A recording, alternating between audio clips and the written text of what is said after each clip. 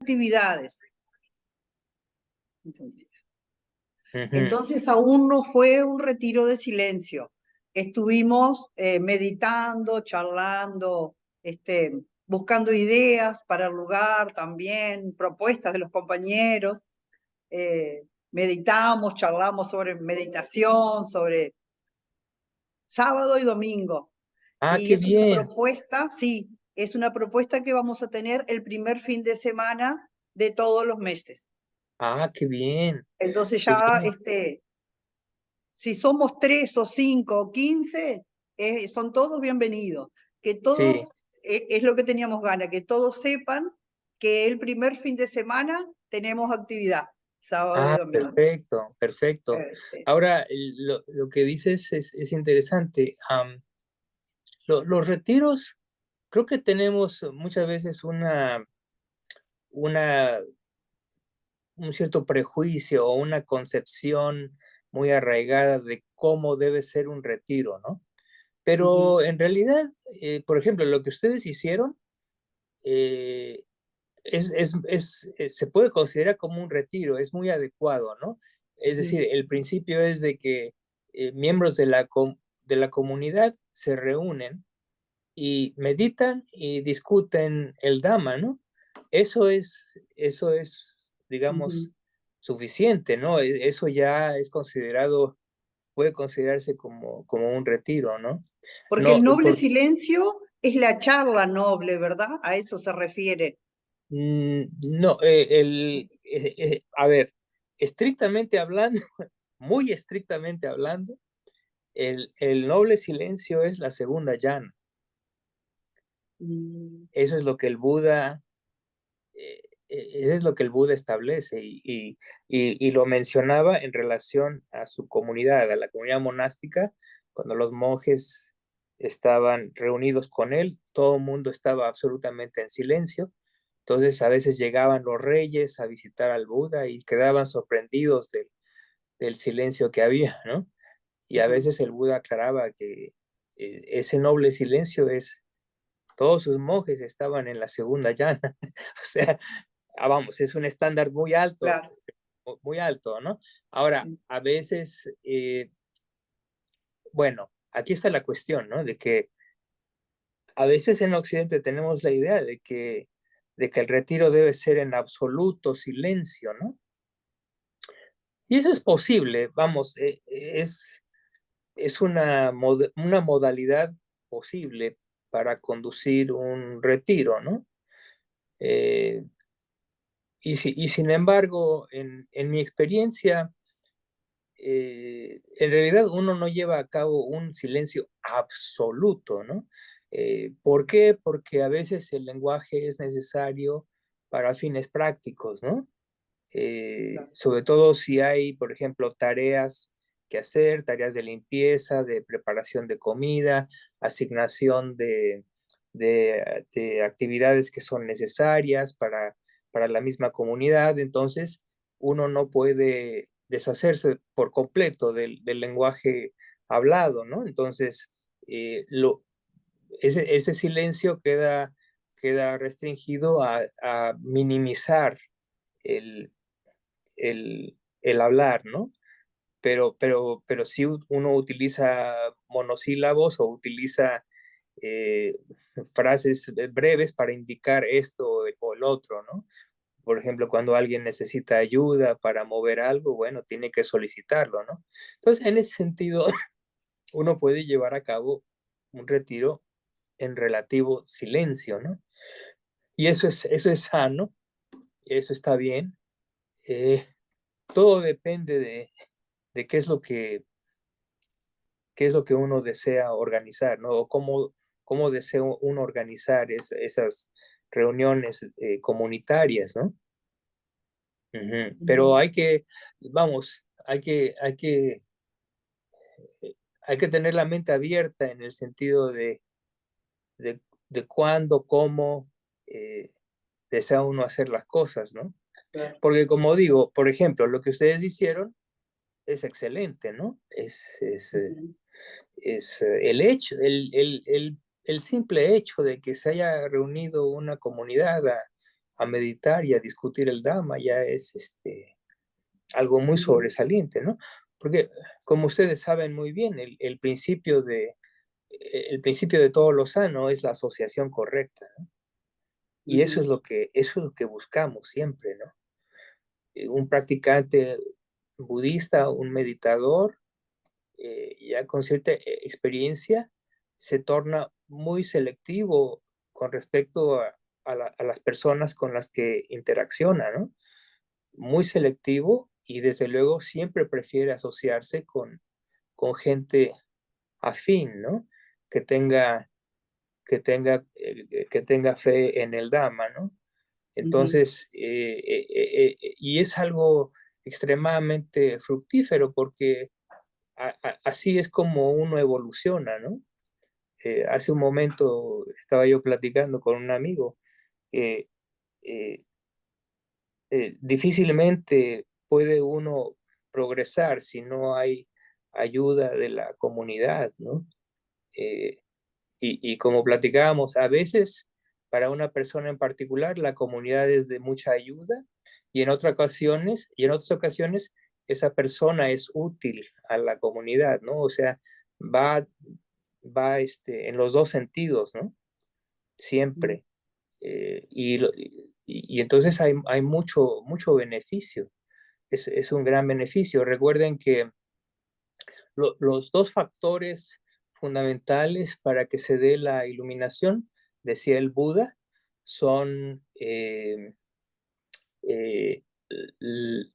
la voz de otro, el primer factor, y el otro es Yoniso Manasikara, ujú, la reflexión sabia, la reflexión correcta, ¿no? Entonces, cuando nosotros nos asociamos a discutir el Dhamma, estamos ejerciendo ese primer factor. ¿Mm? Y de hecho, en nuestra vida, para todos los que estamos aquí en este grupo, llegó un momento en el que escuchamos la enseñanza del Buda de una forma u otra, ya sea directa o indirectamente, ¿no? Pero siempre fue a través del oído. Entonces es un factor sumamente importante y para fortalecer la fe, mantener la facultad de la fe, es extremadamente útil la asociación correcta, ¿no? Y por eso hacemos estas reuniones periódicas y por eso eh, deben debe buscarse la integración a un grupo, si es posible, ¿no? ujú, Ya sea un grupo laico o asociación con monjes y monjas, ¿no? Es muy importante, cumple una función fundamental. ¿Eh? Yo platicaba, digo, reflexionando en mi experiencia, cuando yo inicialmente conocí el budismo, tuve un periodo de tiempo en donde pensaba yo que realmente a final de cuentas lo que habría que hacer es recluirse totalmente y no ver a nadie y no hablar con nadie. Tuve esa idea durante algún tiempo, ¿no? Pero una idea muy aferrada, ¿no? Y ya después, posteriormente, me di cuenta de que no, eso no va con la intención del Buda, es algo diferente, ¿no? ujú, Porque a veces pensamos en términos no sé, el caso de los padres del desierto en el cristianismo, ¿no? Como algunos de ustedes sabrán que en los orígenes del cristianismo surge esta secta, este grupo de personas, los anacoretas, que deciden ir al desierto y aislarse completamente, ¿no? Y vivir en una forma minimalista, ¿no? Inclusive algunos se subían a unas columnas y permanecían arriba de estas columnas, ¿no? Para asegurarse del aislamiento completo, ¿no? Entonces había un asistente que les subía la comida con una cubeta ujú, y bajaba los excrementos y todo eso y era el único, pero no había un contacto realmente, ¿no?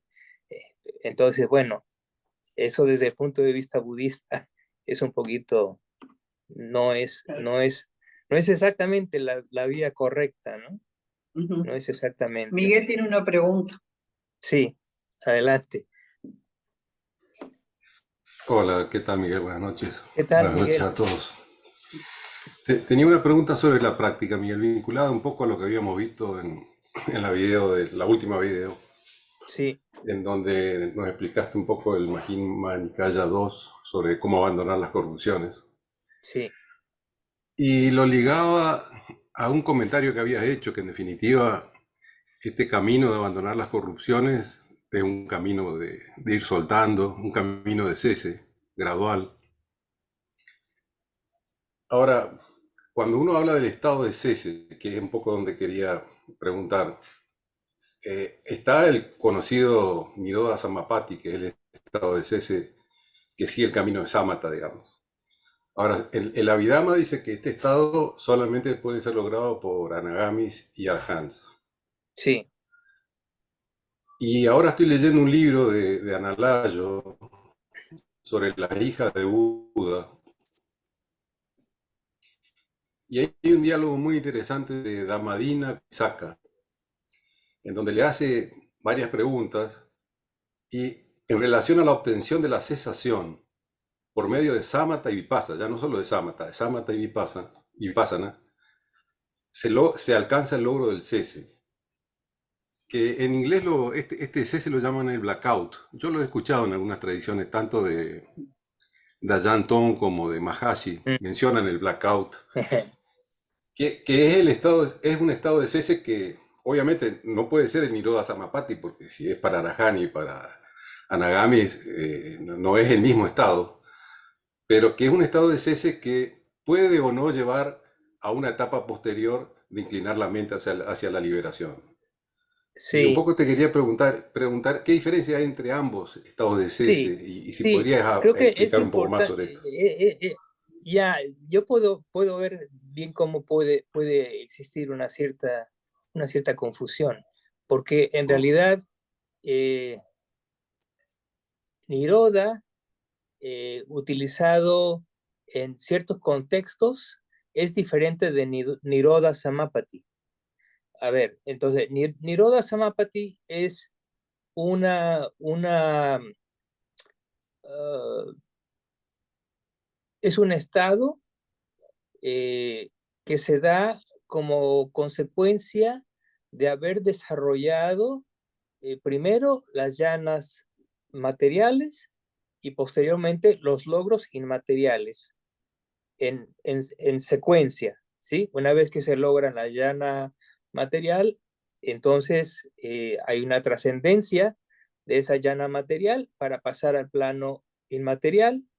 eh, Como ustedes saben, esa primera etapa es el logro de la conciencia del espacio ilimitado y así sucesivamente hasta llegar al cuarto logro inmaterial y una vez que se ha logrado entonces se pasa al cese de la sensación y la percepción.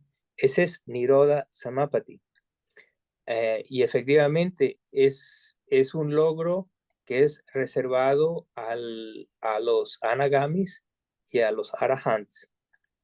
Bueno, eso por lo que respecta ahora bien, la otra cosa es que el mismo Buda establece de que de todas las liberaciones, esa es la más, vamos a llamarle, completa, ¿sí? ¿Por qué? Porque tiene todos los logros mundanos posibles y todos los logros superiores posibles quedan abarcados previos al logro de Nirodha Samapati. Entonces, es, por decirlo así, la forma más elegante, la forma más completa y es la más alabada por el Buda. Pero eso no quiere decir que uno tenga que pasar a través de esa secuencia completa, ¿no? Otros seres logran la iluminación a través de una menor cantidad de logros, ¿no? Previos. Vamos. existe inclusive la posibilidad de que una persona logre la entrada en la corriente, por ejemplo, sin haber logrado llana del todo, ¿no? Ese es un extremo, ¿no? Bueno, eso es por lo que respecta a Nirodha Samapati.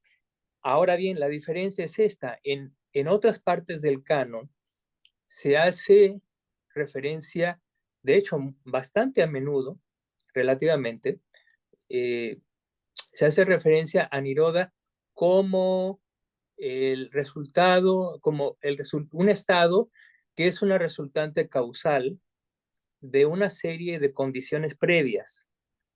Específicamente, las condiciones que conducen a Nirodha, y aquí Nirodha no debe entenderse como el cese de la sensación y la percepción. Esa es la gran diferencia. En este segundo aspecto, no se refiere a eso, no se refiere al cese de la sensación y la percepción, se refiere al cese de las corrupciones en sí. Ahora, lo que precede a ese estado es una y otra vez, es decir, varias veces en diferentes partes del canon, el Buda da la secuencia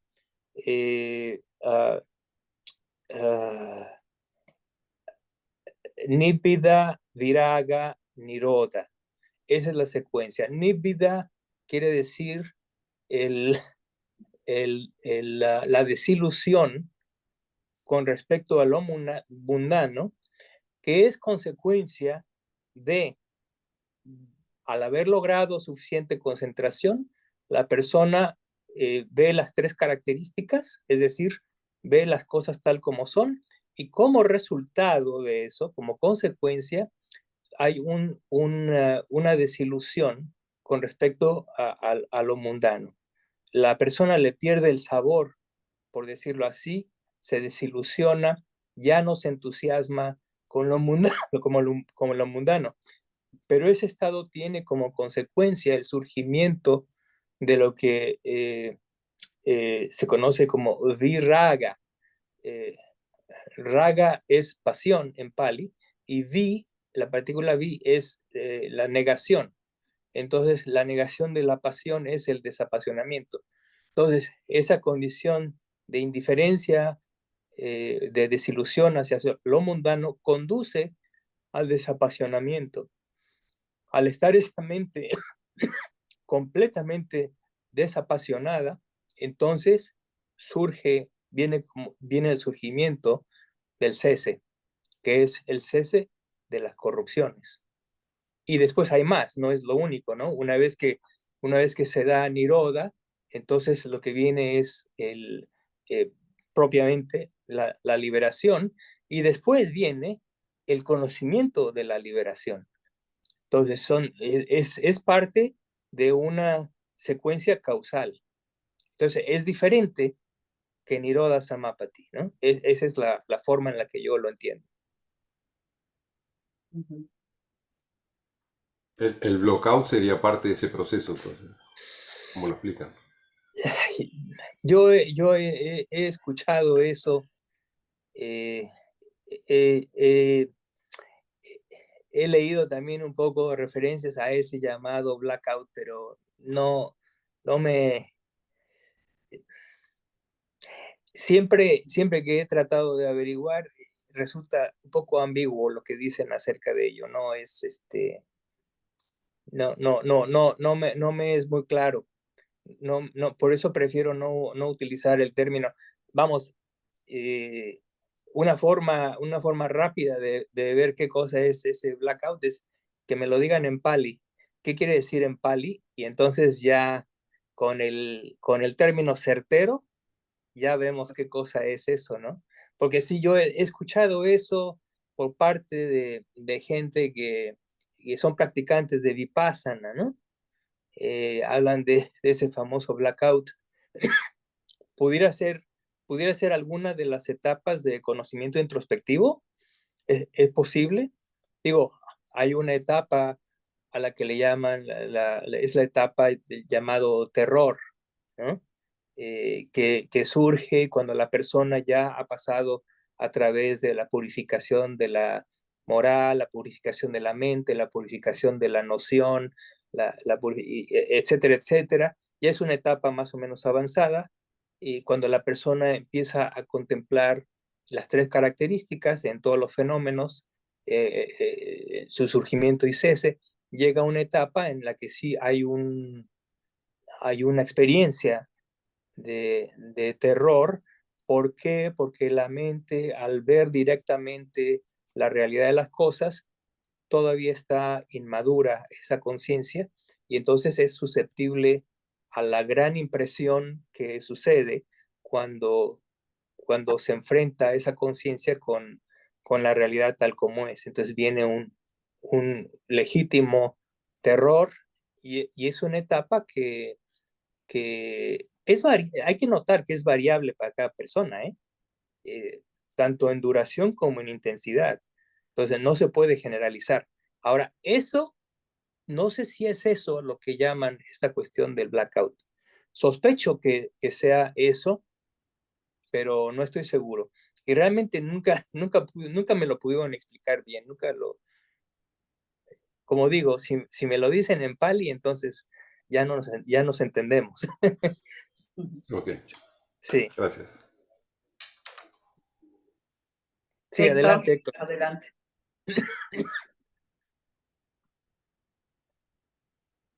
Micrófono, Héctor, por favor. Ya, ¿me escuchan? Ya te Ya. escuchamos. ¿Qué tal, Ana María? Buenas tardes, Miguel, Buenas todos. tardes, buenas tardes.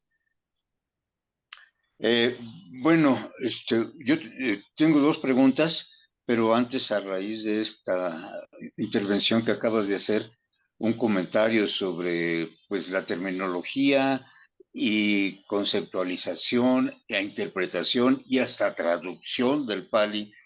Pues ha habido muchas digresiones por parte de varios maestros, ¿sí?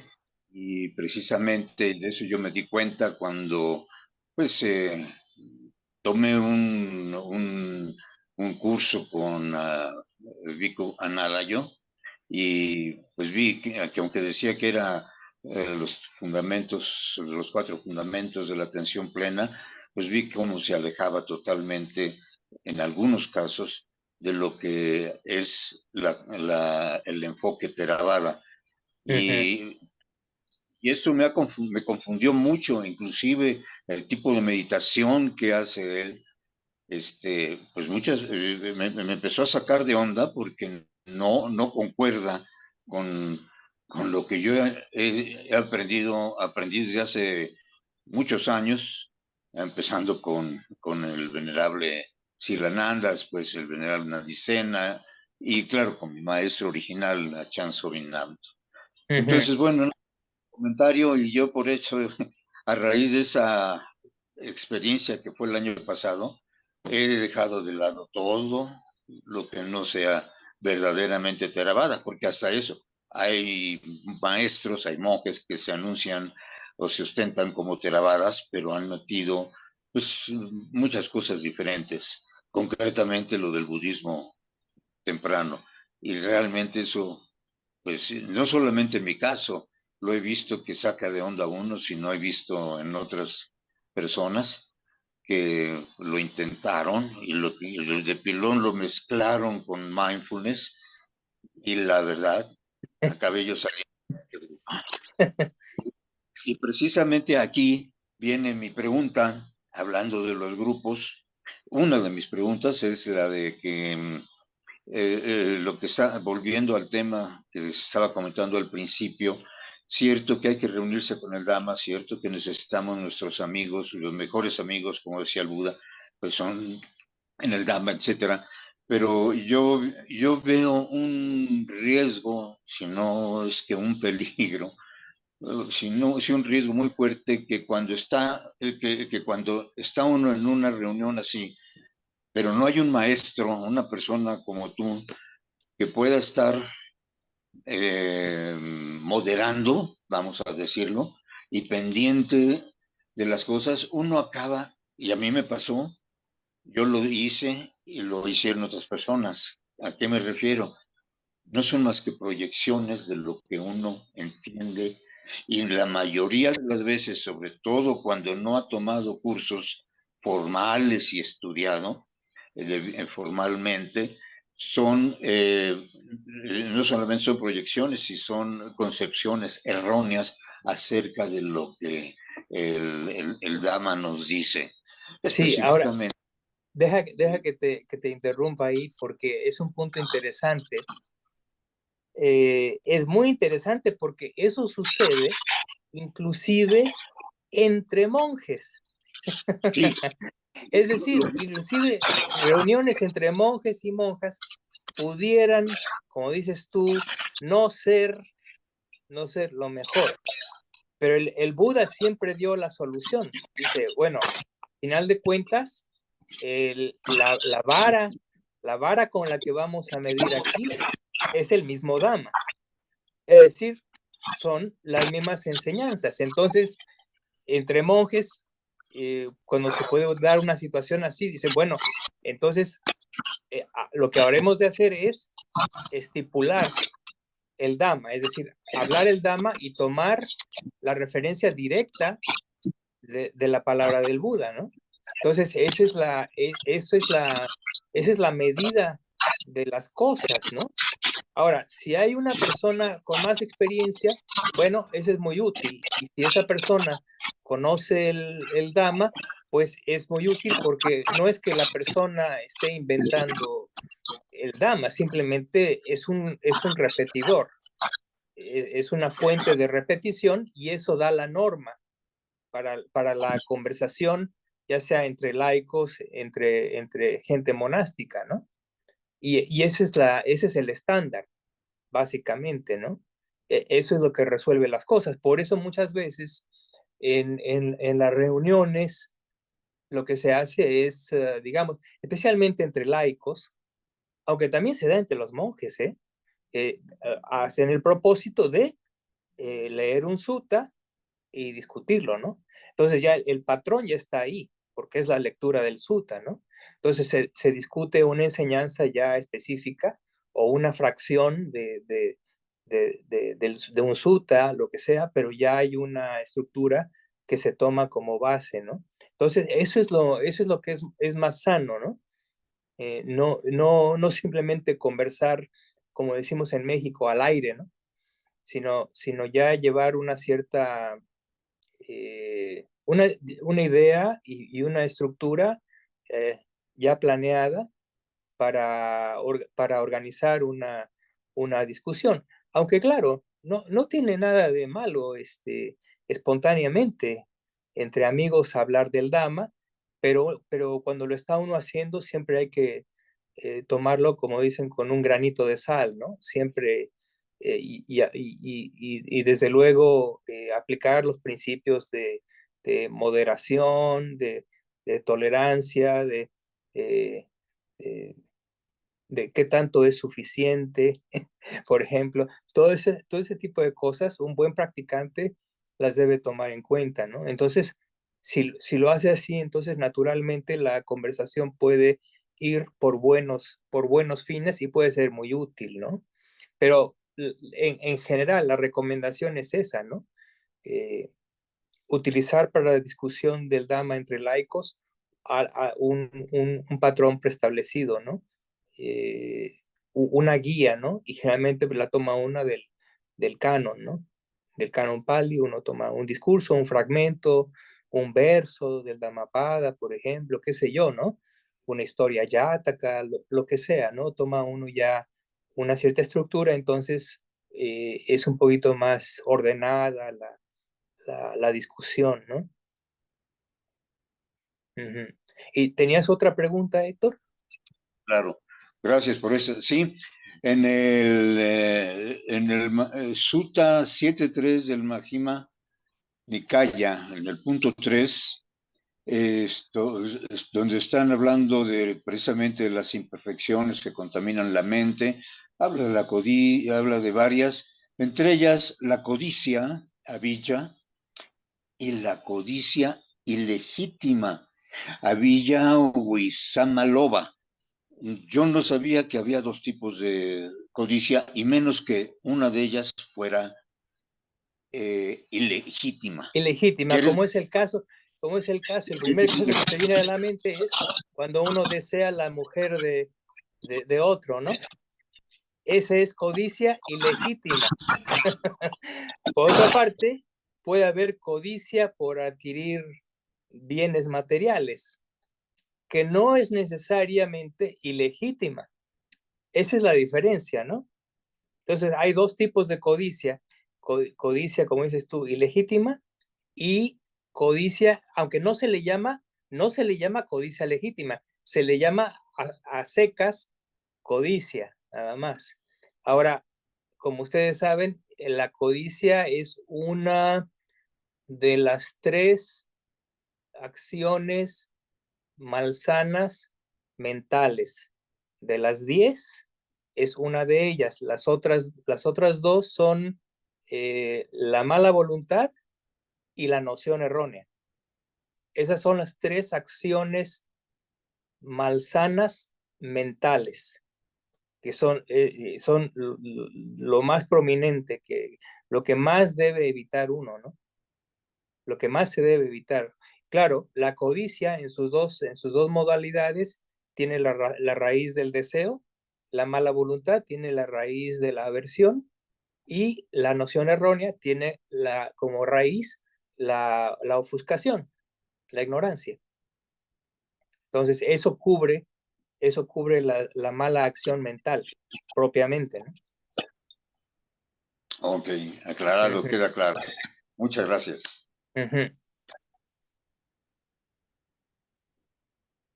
Ahora, bueno, mencionaste esta cuestión. Es una cuestión tiene otra pregunta. ¿Quién tiene la pregunta? ¿Quién tiene otra pregunta? Venga la pregunta. Clovis. Sí, adelante, Clovis. Poder continuar, maestro, por favor? Em ratito yo hago la pregunta. Gracias. Bueno, sí, simplemente quería mencionar el hecho de que menciona Héctor, porque ha estado sucediendo inclusive aquí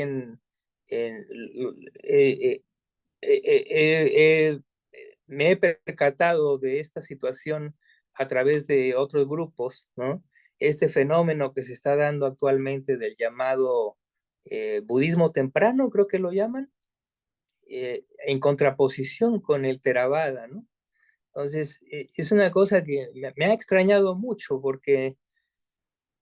eh, porque hay monjes que son muy prominentes, son altamente respetados, etcétera, pero han tomado una posición particular que ahora se le conoce como budismo temprano, en donde descartan una serie de cuestiones que han sido tradicionales, que se han preservado a través de todas las generaciones hasta nuestros días, ¿no? Por ejemplo, ellos descartan en cierta forma el valor de los comentarios al canon Pali, ¿no? Y eso es de lo más prominente, ¿no? Que distingue a esta corriente contemporánea, ¿no?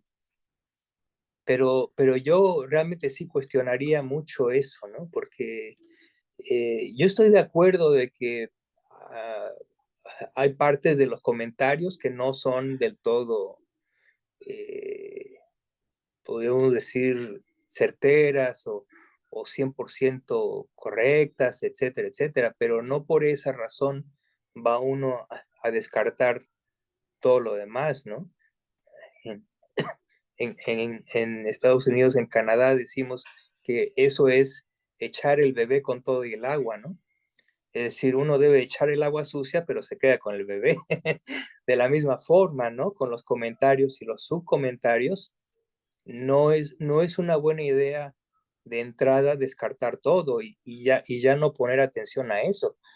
Creo que realmente si lo vemos en una forma muy fría, imagínense una persona que se acerca al budismo y que le interesa el canon Pali, y esa persona entonces se aboca a estudiar el Canon Pali y lee los suttas, por ejemplo. Yo no sé qué haría esa persona si no hubiera comentarios y subcomentarios, porque si uno lee los suttas a secas, como decimos, iba a ser muy difícil realmente interpretar muchas de las cosas que se dicen. Entonces, creo que los comentarios son invaluables en el sentido de que clarifican muchísimo el significado del canon. Son una, vamos, no, ciertamente no son la autoridad final, pero son de una grandísima ayuda y prescindir de ellos así nada más, como decimos en México, de un carpetazo, no me parece buena idea. Creo que en principio lo razonable sería conocer y dejarse guiar por los comentarios y los subcomentarios. Y cuando la persona entonces tiene un dominio muy grande del Tipitaka, entonces esa persona ya estará en posición de decidir qué es útil y qué no es útil, ¿no? Pero no antes de eso. Entonces creo que es muy importante. Es como lo siguiente, se me ocurre una analogía en este momento. Es como cuando uno empieza a enseñarle meditación a alguien que nunca ha meditado, ¿no? Entonces, uno de los recursos es, por ejemplo, decirle a la persona, bueno, para que empieces a desarrollar tu concentración, lo que debes hacer es contar. Cuenta tus inhalaciones y tus exhalaciones del 1 al 5. ¿Sí? Una vez que terminas, llegas al 5, te regresas al 1 y vuelves a repetir la cuenta. Digamos, es algo muy rudimentario, pero para la persona que apenas empieza es extremadamente útil porque tiene de dónde asirse para iniciar el desarrollo de la concentración, que es muy incipiente ciertamente, pero tiene que empezar por un lado, de alguna forma rudimentaria.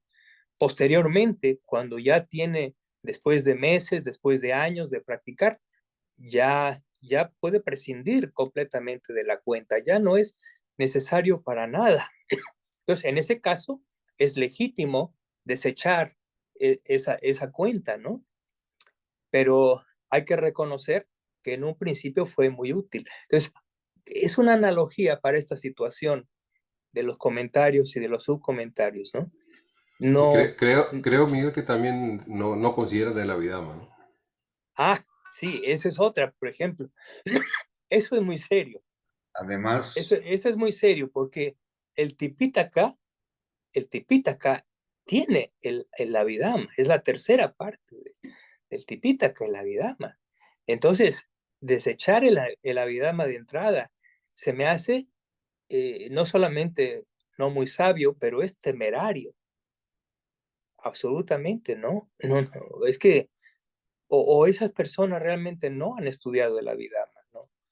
Porque si alguien realmente en forma honesta y de buena voluntad estudia el Abhidhamma, esa persona indudablemente va a descubrir el gran tesoro que es el Abhidhamma, lo útil que que es el conocimiento, digo, en todos los grados, ¿no? Desde un conocimiento básico hasta un avanzado, hasta el básico es increíblemente útil, ¿no? Simplemente para entender la misma mente, ¿no? Por ejemplo, por citar algo, el conocimiento de los factores mentales, los 52 factores mentales. El Abhidhamma tiene una precisión fabulosa, increíble, que uno ni siquiera puede atestiguar digamos, en la psicología normativa moderna, ¿no? El grado de definición es increíble, ¿no? Y esa sistematización de definir cada aspecto o cada factor mental a través de su función, su característica, su función, su causa próxima y su manifestación. Es algo fuera de serie, es algo que inclusive históricamente solamente se dio con los grandes maestros que iniciaron la compilación de la Abhidharma. Entonces, y el conocer de esa forma tan precisa, tan profunda, los estados mentales en sí es un soporte, una base para conocer los agregados. ¿Y qué es lo que nos dice el Buda todo el tiempo? Conozcan los agregados, porque solamente a través del conocimiento de los agregados, cuando uno realmente los conoce, uno entonces se desapasiona de ellos. Por eso es importante la vida. Es nada más un pequeño ejemplo de todo el espectro, de todo el panorama inconcebible del Abhidhamma. El Abhidhamma es como ¿cómo le llaman? Hace unas décadas, ¿no? El genoma, como el genoma humano, ¿no? Hace unas décadas los científicos sacaron el genoma humano, que es toda la codificación genética del ser humano, es decir, todos los fragmentos de bases púricas y pirimídicas del DNA que describen todos los caracteres que se transmiten genéticamente y todas las cosas que resultan de ello. Bueno, el equivalente del genoma humano en términos de la mente es el Abhidharma, para ponerlo así en forma sucinta, ¿no? Entonces, ¿cómo? Yo no entiendo cómo alguien pueda descartar eso así, hacerlo a un lado como si nada. Eso realmente lo que indica es que realmente no se han acercado, honestamente no se han acercado con la suficiente profundidad para concebir la profundidad, la grandeza de la Abhidharma. Bueno, tal vez en cierta forma se entiende un poco porque, como ustedes saben, el Abhidharma es, digamos, el campo de estudio eh, para las deidades, es decir, para mentes muy, muy aptas. Eso no quiere decir que nosotros los humanos no podamos entender algo. Digo, no es necesario entenderlo todo. Si uno entiende los principios fundamentales, creo que eso ya es una ganancia increíble, ¿no? Porque también existe ese prejuicio, ¿no? A veces dicen, no, el Abhidhamma no es para los seres humanos, no, no estudies eso porque está más allá de la comprensión, no seas arrogante, no quieras ponerte a la altura de los dioses, que son a los que el Buda les enseñó el Abhidhamma, por cierto. El Buda no enseñó el Abhidhamma a los humanos, se lo enseñó a su madre como gesto de gratitud, ¿sí? Por haberle dado el último renacimiento. El Buda reflexiona y decide enseñarle el Abhidharma a su madre, que se encontraba, no me acuerdo si era Tabatimsa o Tusita. Y entonces, por añadidura, claro, millones de deidades de los cielos cercanos se reunieron y escucharon el Abhidhamma y millones de seres se iluminaron a través de eso, ¿no? Bueno, ahí está, ¿no? Pero repito, eso no quiere decir que nosotros los humanos no tengamos la capacidad de por lo menos entender los fundamentos de la vida. ¿Por qué? Porque son conducentes a la liberación, son conducentes al entendimiento, porque la liberación, ¿de dónde viene? Solamente viene del entendimiento, no de ninguna otra fuente. Entonces, mientras más entendamos, más cercanos estaremos a liberarnos. Esa es mi actitud, ese es mi entendimiento, ¿no? Pero por eso digo yo, no entiendo a estos estas personas de las que ha surgido este movimiento últimamente, ¿no? Y me extraña porque muchos de ellos son monjes muy inteligentes, muy prominentes, muy hábiles, ¿no? El mismo Analayo es una lumbrera, fue discípulo de Bhikkhu Bodhi. Ajahn Brahmavamso, por ejemplo, genial, o sea, ha enseñado tanto, ¿no? Y es brillante, entonces se me hace un poco extraño, no lo entiendo, la verdad que no lo entiendo. Bueno, eso era lo que quería decir. Clovis, ¿tenías una pregunta o comentario? Bueno, boa noite a todos. Me gostaria de agradecer e encantado por estar nesse espaço. É a primeira vez que eu participo e me gostaria de ter de apresentar-me. Sí, Eu sou adelante, adelante. sim, eu sou brasileiro e vivo em Uruguai e mi portunhol aún é limitado. Espero que entendam. Muitas graças. E aproveitando, maestro, me gostaria de fazer uma pergunta, uma pergunta de la fase em que estou em las práticas. Eu sou adentrei a estudar o budismo, em especial a tradição Theravada, em há 4 ou 5 anos, depois de passar por um sofrimento que me hizo repensar meus valores, minhas condutas, meus comportamentos, e adentrei nas práticas de mindfulness, eram as ferramentas que eu conhecia na época, e eu senti que tinha algo mais adelante nas práticas mindfulness. E eu comecei então a praticar, a conhecer as 4 nobres verdades, era o nobre sendero óctuplo. Estou me contento, muitos benefícios vieram com as práticas, não só pelas práticas mindfulness, no contexto psicológico, e em especial com as práticas mais profundizadas de atenção plena adentro de todo o caminho óptico.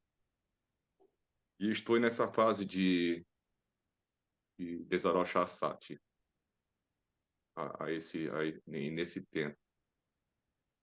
E antes eu tentava administrar o sofrimento. Ajá, sí, claro. E agora eu sinto que a administração passou essa fase. Eu sinto que eu tenho que profundizar para poder, de certa forma, ir na finalidade, que é o cesse do sofrimento. Claro, porque la administración no tiene fin. La administración del sufrimiento se puede dar, la podemos ejercer, pero no tiene fin. Não tem. Ese es el problema. Sim. Podemos, y de hecho, es lo que hemos tratado de hacer durante tantas vidas, una tras otra, de alguna forma u otra, hemos administrado ese sufrimiento. A veces hemos sido muy exitosos y otras no, pero el hecho es exactamente como tú lo dices, no es definitivo, no termina esa administración. Entonces se requiere de un giro muy radical. Digamos que en esta vida vamos a tener que cambiar la táctica, ¿sí? Vamos a tener que hacer algo diferente. Y hay varios principios que uno debe aplicar que son diferentes de lo que uno ordinariamente hace, ¿no? Por ejemplo, una forma de administrar el sufrimiento es sustituirlo con una distracción. Eso es lo más, lo más común, ¿no? O que eu mais água é substituição, né? É o que eu mais água. Así es, y generalmente esa distracción, lo más inmediato, lo más asequible es el placer sensorial. Entonces, cada vez que sufrimos, alargamos la mano para tomar algún placer sensorial y de esa forma distraernos, de esa forma darle una cierta satisfacción a la mente que nos aparta por lo menos temporalmente, de ese sufrimiento. Pero el problema es que lo único que logramos con eso es continuar la situación de sufrimiento, ¿no? Entonces, el meditador tiene que empezar a entrenarse gradualmente para no recurrir a esas, tácticas a final de cuentas, ineficaces, ¿no? Entonces, parte de la estrategia consiste en desarrollar, por supuesto, restricción sensorial y también tolerancia, ¿no? Una gran tolerancia a las situaciones insatisfactorias en las que tenemos que encararlas sin huir de ellas, sin, sin tratar de esconderlas, por decirlo así, a través de estos recursos comúnmente utilizados, ¿no? Entonces, uno debe cambiar la actitud y debe empezar a entrenar la mente para desarrollar capacidad de mantener esa mente atenta, observadora, utilizar el sufrimiento como una oportunidad de indagación, de establecer investigación eh, eh, de lo que está sucediendo, ¿sí? Y eso va a ser mucho más fructífero que las tácticas usuales, ¿no? Bueno, e o que eu percebo hoje, a dispersão ela está muito presente. Eu percebo que a dispersão mental é, é muito, quase material. E tá, mas eu percebo a dispersão, tá, e vuelvo a intenção da prática. Claro. E queda nesse movimento, queda nesse movimento. Es un movimiento de vaivén, por decirlo E así. vai bem. ¿No? E a Sí, hora eu percebo, e a dispersão, e ela show como se fosse um conceito. Isso é dispersão. Pero quando eu investigo a dispersão, eu adentro em prática, em quase todos os obstáculos, a rábia, a aversão, todos os eixos trabalham em conjunto.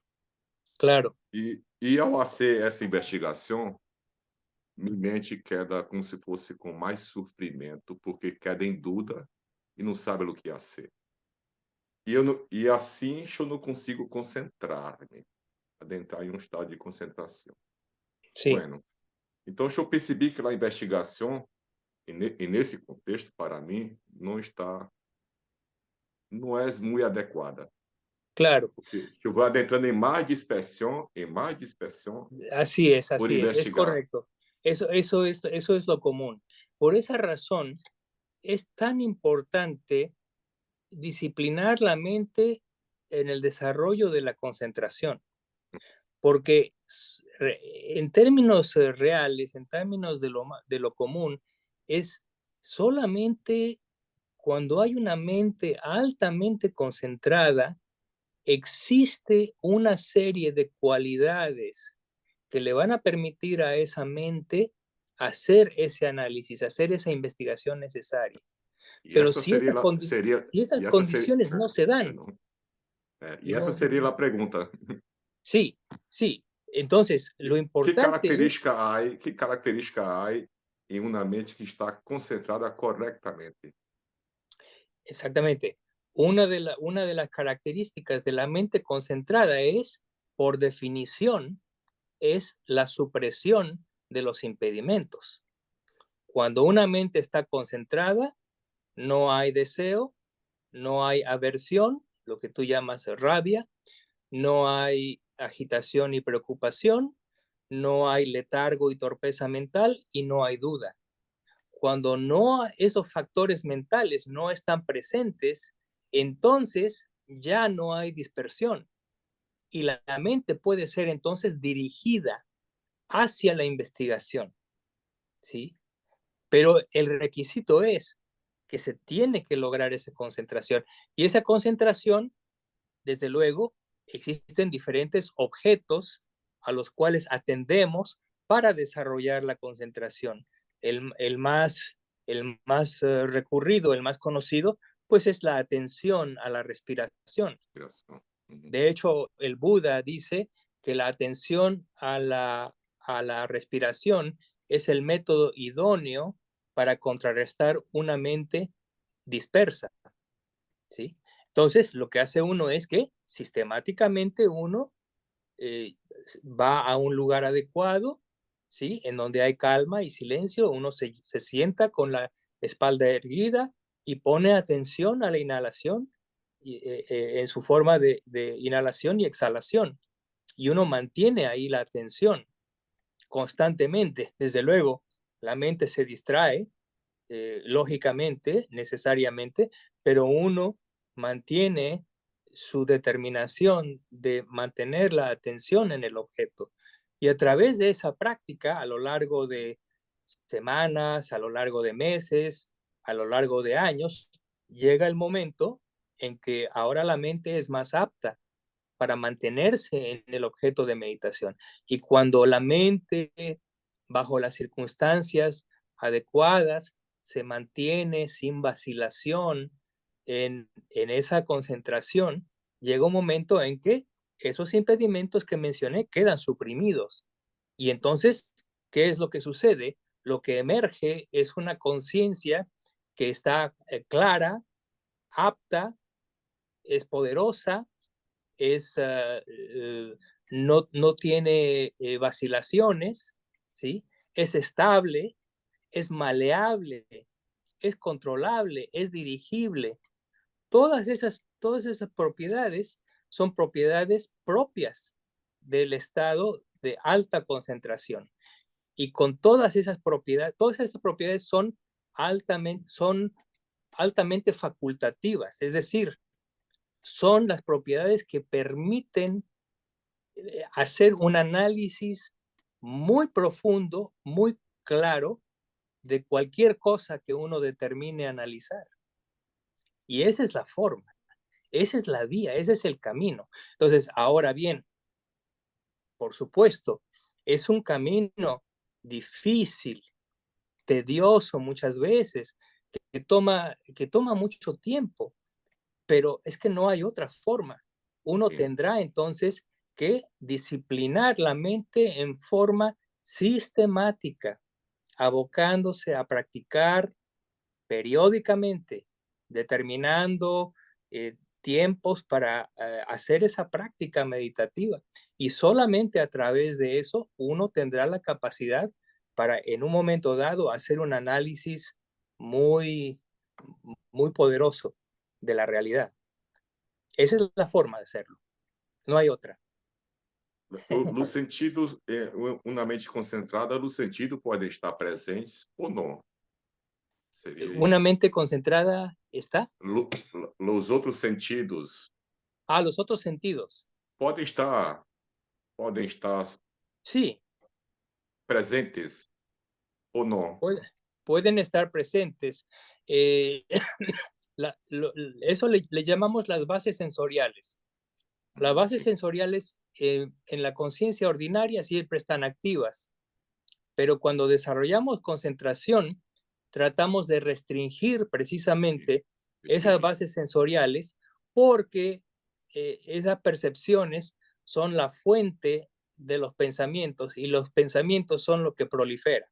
Entonces, cuando uno minimiza el impacto sensorial, entonces hay más oportunidad para que la mente pueda concentrarse.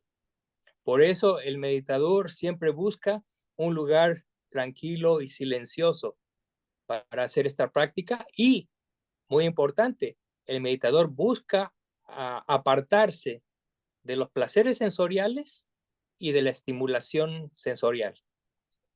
Eso tiene que hacerse, tiene que haber periodos en donde uno se aparta, porque de otra forma, no, psicológicamente no es posible.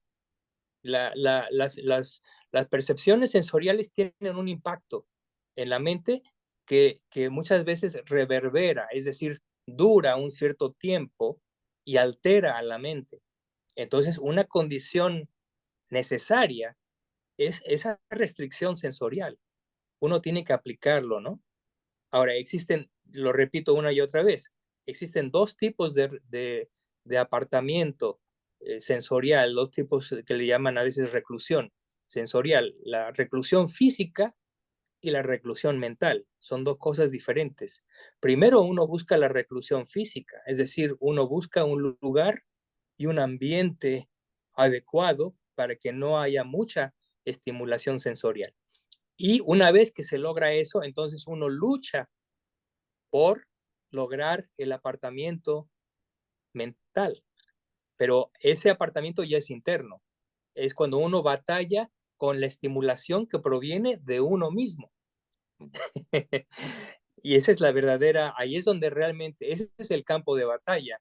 Y para eso es muy útil el desarrollo de la concentración, precisamente para finalmente lograr la reclusión mental. Y esa reclusión mental se logra cuando los impedimentos cesan temporalmente. Entonces, eso es lo que se tiene que hacer. Ese es el método, esa es la fórmula, esa es la base del éxito. Sí, muchas gracias, me sirvió mucho. Muy bien. Saludos Bueno, a todos. se ha acabado el tiempo. Nada más quiero mencionarles que yo tenía la intención de iniciar mi retiro este mes, pero por cuestiones familiares no pude hacerlo, tuve que viajar a México. Afortunadamente ya todo este asunto se ha resuelto satisfactoriamente y bueno, entonces yo pienso iniciar mi retiro el 1 de diciembre. Por lo tanto, si ustedes gustan, podemos tener otra reunión más dentro de 15 días.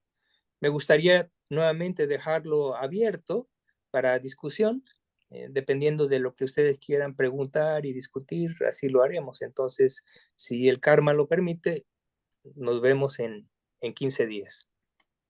Y por lo pronto que les deseo mucho éxito en su práctica y que estén bien, contentos y en paz. Muchas gracias, Miguel. Gracias a todos los compañeros. Ok, Que estén todos muchas bien. gracias, Miguel. Gracias. Gracias. Ana María. Que Gracias. estén Gracias. todos bien. Buenas Gracias. noches. Gracias, Ana María. Gracias a todos. Gracias, Bien. Robis, todos, Miguel, Cristina, gracias. Espero Gracias. verlos em breve. Gracias, Jonah.